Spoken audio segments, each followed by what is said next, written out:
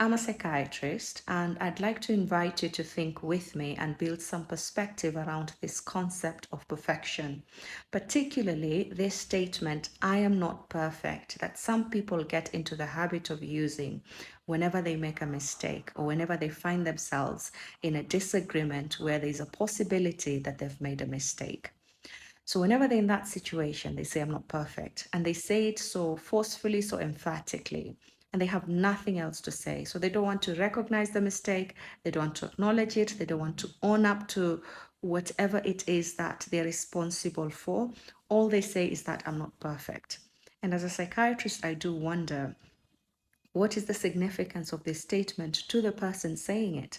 Because a lot of times you realize that they're the ones who've actually made the mistake, but they want the other person to feel bad for their mistake. And so they use the word, I'm not perfect.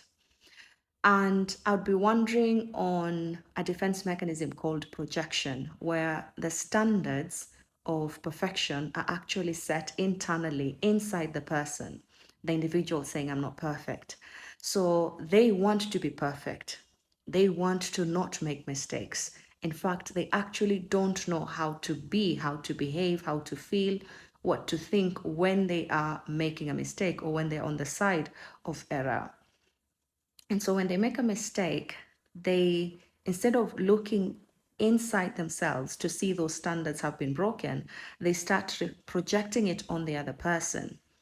And so this can be used as a tool, this statement of I'm not perfect, to get them out of the argument, to get them out of the situation.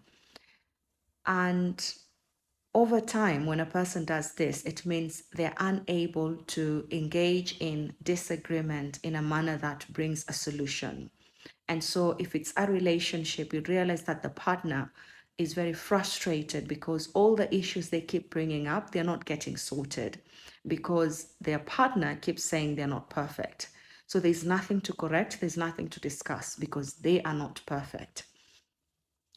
And so such relationships can be very taxing, very exhausting because there are not changes being made, there are no solutions being found or discussed, and they keep having the same problems coming to the surface again and again and again. So, unless the person actually comes to the realization that their association with the word perfect is perhaps flawed, they might not be able to change themselves or their attitude or their behavior when making mistakes.